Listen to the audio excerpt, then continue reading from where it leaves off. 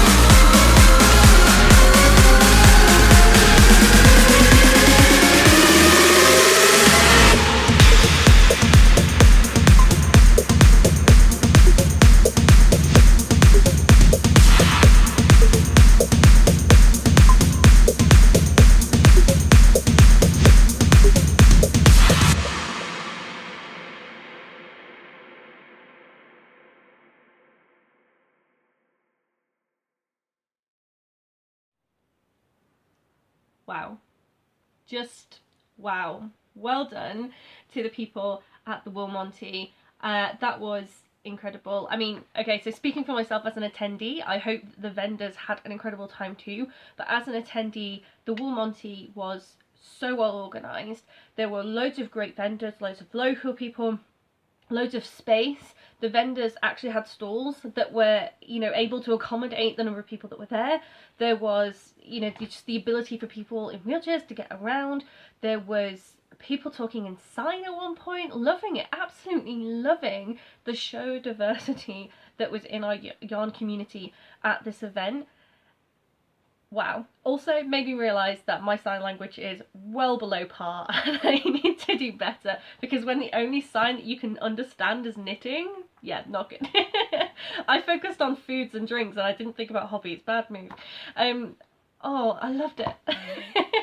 I loved it so much. I spent way more than I was meant to spend because I've got another yarn show coming up in a couple of months' time.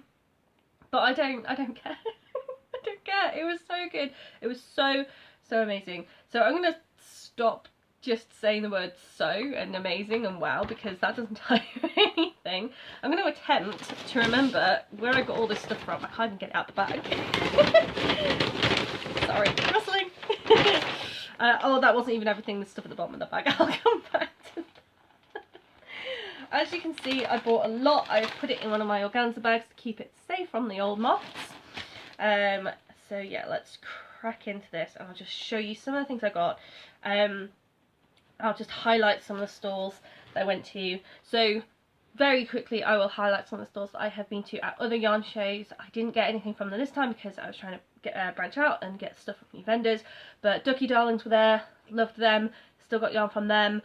Peak District Yarns were there, again loved them, got yarn from them. Yarny Badger was there.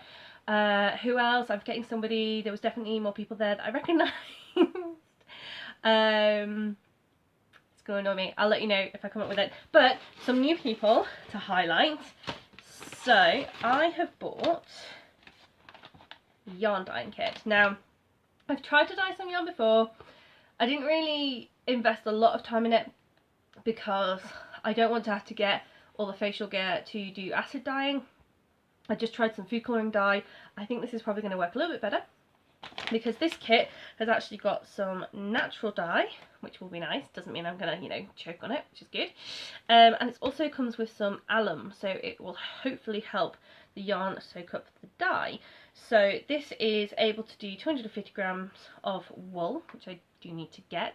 But I was speaking to the chap on the stall and he was actually saying that the particular one I bought, which is logwood, actually is known for producing more dye and being a bit reusable.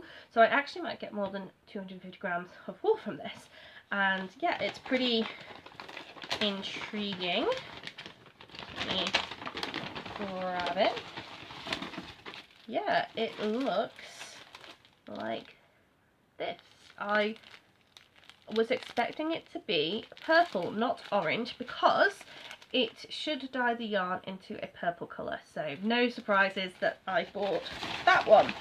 And then it comes with the alum, and I don't know what I was expecting alum to look like, to be honest with you, because I didn't use it before. But it's just sort of a little powdery white substance there, and it tells you how much to add when making your dye baths. So that's good. Pop that back down there a moment. So that one was from, oh, I can't find the name, it's in the bag. That one was from the Wonky Weaver. So that's some dyeing, and then a couple of little bags of just a sample of some unspun yarn there. We've got Chevot. I don't know, that looks French and I can't pronounce French words, so apologies. And then we've got some Icelandic wool as well. A nice sort of purple colour. The light's not doing them justice, but when I spin with them I will film it so you'll be able to see it better. So there's nowhere to put these things. I don't want to put them on the floor. I got a kit from Wonderful Wool. So this is a merino yak nylon blend. And they are just some gorgeous tonals there. I think they are going to make some lovely like sock contrast colours at some point. So there's 5 20-gram minis in that one. I'm not being exactly very fast, am I? Here I'm supposed to be being quite quick. Wool is the answer. So this was a Lincolnshire based company, but they don't have a shop front. So it's kind of nice to see people who dye, but they don't have a shop front, so it's kind of nice to support them. In a show like this, you get to actually see their yarn and see their colours, and then if you like them, you can buy from them online. I'm a big fan of actually being able to see what it is I'm purchasing. So yeah, this is just, again, a merino yak nylon blend in the colour Cherry. And it's already caked up, so I do need to think of something to do with this fast. But I did want to support a company like this, so yeah, wool is the answer there. Just going to start putting things on every surface, aren't I? We have got, I didn't find out much about this store. They were in the corner, unfortunately, so I didn't want to keep in the way, but this is Fruitful Fusion and the colour is Little Women, and it's a merino nylon 4-ply, so fingering weight skein there. So a little bit of orangey colours, a little bit of plums. You really can't see it against this shirt very well, can you? Oh no, it's kind of done. Sorry, one moment while I fix this. Oh no. There we go. Oh, it never looks good when it comes loose, does it? I can never put them away as nice. This is going to go really well though. I think I might need to make some sort of shawl out of this. Does it go with the cherry? What do you think? Does that work? Will that make a nice shawl? So that's Fruitful Fusion. The next load is actually everything else that's left in this bag. So this is Mothy and the Squid. They had a really big stall. They had so many things. They had some pins on there as well, stitch markers, absolutely loads of yarn. They had fluorescent yarn, so yarn that had flecks in it that shone under UV, and you could kind of see it in the haul because it was actually white light, but with the white light sorry, technical stuff going on here, but with white light you've actually got quite a lot of blue light in sort of LED lights that are coming from stage lights. So when that white is a bright white rather than a warm light, then it's got more of the blue tones and the UV in it. So you're not actually seeing, you know, just a UV, but you are getting some of the UV light. I'm not explaining this well at all, but it's the sort of light that makes your really bleach white shirts or your bleach white trainers start to glow a little bit, and then if you put UV on those, then it glows even more. So you could kind of see that the flecks were glowing a little bit in this lighting, but the people on the stall did in fact have a special UV torch. Then when they shone that over it, it was even brighter because it's actually pure UV light at that point. So yeah, that was really badly explained, but so cool to see. I did not get that, however. I might get that at some point. I really didn't feel like I could justify getting more yarn when I bought 10 skeins from Mothy and the Squid. So we have got this horse chestnut colour, and this green one is mossy frog. So I think they go quite nicely together.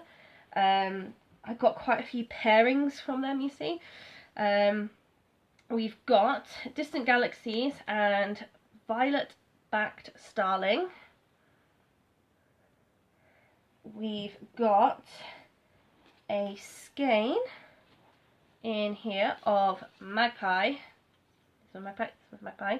So this is more of a emeraldy seafoamy blue with black and white. I only got one for that because the right shade of green wasn't in stock, so I couldn't pair it off. It was either too blue or too green. And then I got 5 skeins, so 2 of this, 3 of this. So this is a sweater's quantity for me in these colours. So this is Winter Berries and Ruby. So these match beautifully as well, and they do go with my nails. So yeah, really looking forward to making a jumper out of those. So that's lots and lots of yarn from Mothy and the Squid. I think this year, so last year I went to Bakewell. I didn't see Mothy and the Squid at Bakewell, but I had quite a few favourites from Bakewell. I really liked Crafty Bird, I think it was. I really liked Ducky Darlings. I really liked Pete Dish Yarns. They were some of the ones I really enjoyed from last year at Bakewell. And this year, I think, even though I did like quite a few people's yarn, a lot of the colours were more, not pastel, but more muted, more lighter shades, and I like those rich colours. So I think that that did mean that hands down this year, Mothy and the Squid were my favourite. So that's all the yarn, but that is not all the purchases, so I might have to pause while I put the yarn away and then rejoin to show you very quickly these last little bits that I got. So really quite excited about these. If you've been here a while or you've noticed the title of my YouTube channel, then these shouldn't need too much explanation. So these are little polymer stitch markers that are planets. So we've got Jupiter with a red spot, we've got Saturn with its rings, we've got the Earth there with greens and blues, Neptune with just the blues. So yeah, really happy with those.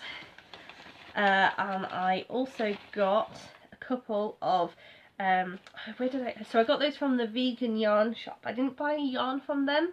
They had some really interesting fibres. They had like pineapple fibres at one point, which was really interesting to see, but they are rustic yarns, so I didn't pick any of those up just because I have quite sensitive skin and I knew that would scratch me, but they would make some good homeware perhaps.